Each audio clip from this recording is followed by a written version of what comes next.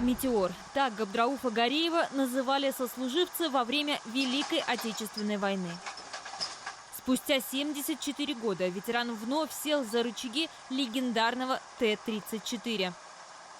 А меньше чем через год управлял уже современным Т-72. Все, опускайтесь. Чем живет ветеран и о чем мечтает теперь Габдрауф Саляхович, смотрите в специальном репортаже «Позывной «Метеор». Спасибо деду за победу! —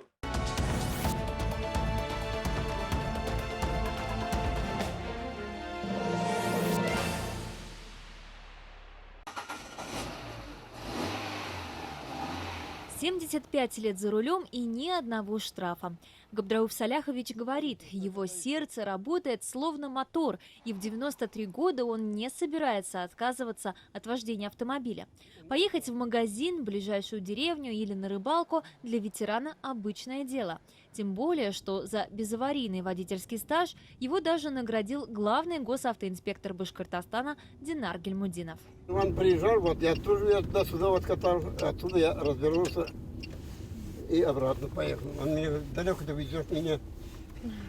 Я говорю, не бойся, в Уфу я не повезу. Габдрауф Гареев попал на фронт в 17 лет. В начале службы был прожектористом, освещал небо, помогал зенитчикам. Через полгода стал водителем-механиком легендарного советского танка Т-34. Вот это вот. О.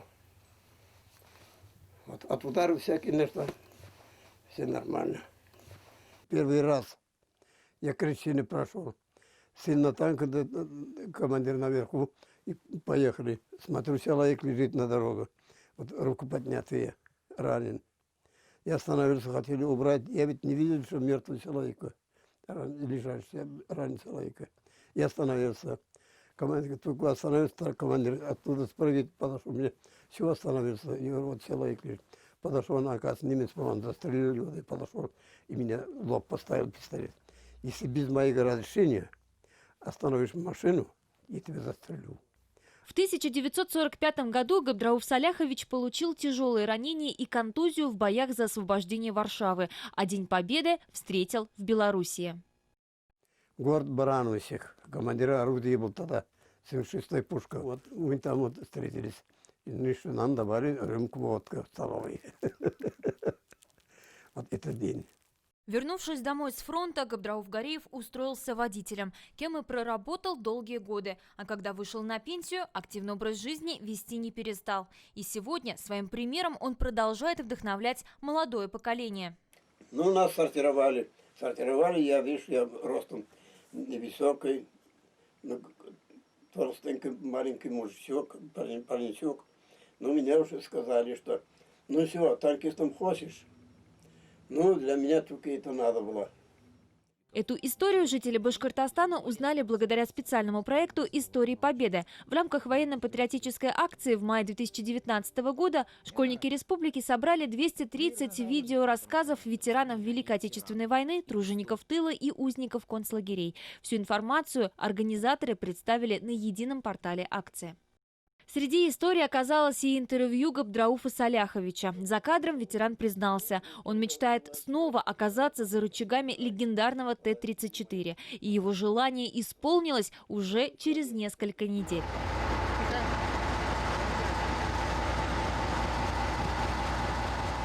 Действующий Т-34 нашли в Караидельском районе. Давнюю мечту ветерана помог исполнить Ради Хабиров. Спустя 74 года Габдрауф Саляхович снова управлял 34-кой. За Родину! За Россию! Танка вперед! Именно здесь Габдрауф Саляхович загорелся новой идеей. На этот раз испытать современную боевую технику.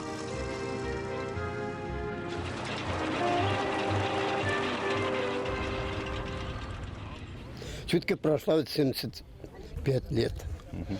Она меня, в общем-то, как говорит, что ясно, вместо скалисили нас, мы расстались, через 74 года, вот попробую опять встречаться с ним. Я даже плакал с ним вчера. А через несколько дней белебеевский «Метеор» встретил парад Победы в Уфе.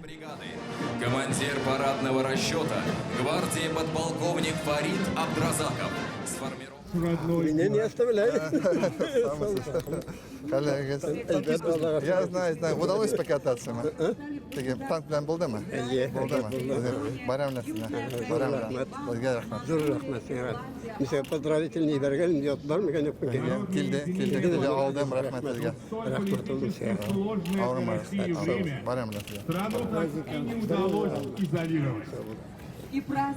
Весной 2020-го Габдрауф Саляхович снова получил приглашение. На этот раз на Тотский полигон в Оренбургской области. Здесь проходят учебные занятия экипажей танков 2-й общевойсковой армии Центрального военного округа и Казанского танкового училища. Верно. Равнение на середину. Товарищ ветеран Великой Отечественной войны, личный состав танковой роты проводит занятия по выполнению третьего упражнения контрольных стрельб штатным снарядом. Командир роты майор Кириллов.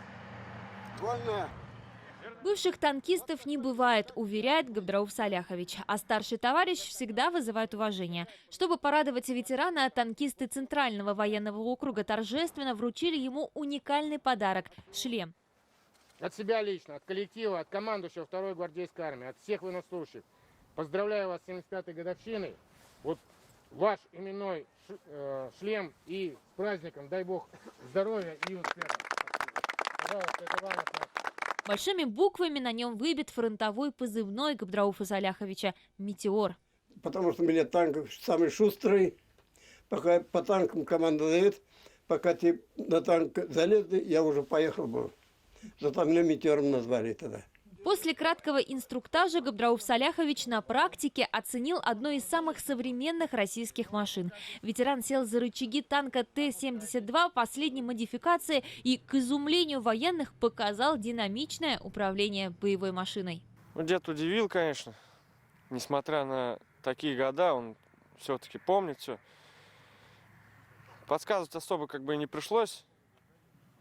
Так в общих чертах. Все отлично. Танк стоит, мне туда помогли спуститься, а там кабина. Только на одну человек, только на меня вроде сделано. Сюда даже коробка спичка не сунешь даже, не повернуться. Все электрические, кнопочные.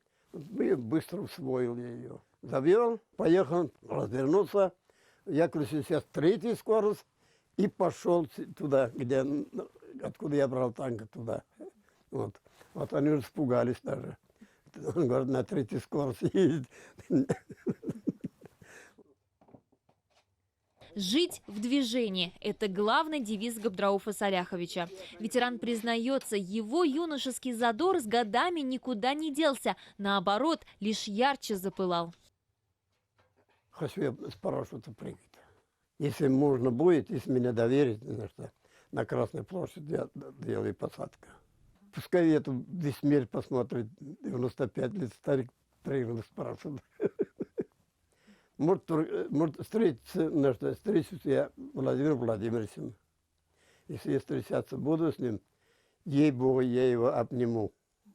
И скажу спасибо, дай Бог здоровья, счастья. Молодец, что он хороший руководитель нашей Родины. Вот так я скажу ему. Путин я скажу, что так, подарили бы ему какой-нибудь хороший в городе, примерно в Уфе, центральный или хотя рядом центральный, какой-нибудь улицы по имени Путина. Я желал бы ему. Воплощать мечты – девиз 94-летнего танкиста. Не словами, а делом он доказывает, возможно все. К юбилею Победы Габдрауф Саляхович мечтал восстановить стелу погибшим на войне землякам, а также поставить памятник полному кавалеру Ордена Славы Аглиуле Валишину в родной деревне Митевбаш Белебеевского района. Отсюда в годы войны ушли 500 мужчин. Половина погибли, остальные вернулись. А сегодня Габдрауф Саляхович – единственный фронтовик из деревни Митевбаш, оставшийся в живых. В реконструкции парка активное участие приняли односельчане, спонсоры. Администрация района нам помогла, выделила большую сумму денег. Активное участие принимал наш ветеран, Гореев Габдрауф Саляхович. Он помогал нам и деньгами, и советами, и гостинцами. Постоянно проверял, приезжал, узнавал, как у нас дела. В мае Габдрауф Гореев собирался лететь в Москву, чтобы вживую увидеть парад Победы на Красной площади. Но в этом году из-за коронавирусной инфекции 9 мая он встречает дома. Однако строить планы наш белебеевский метеор не прекращает и бережно хранит каждое воспоминание о его личной истории Победы в мирное время. Еще у меня азарт есть еще много. Буду участвовать везде, пока я жив-здоров.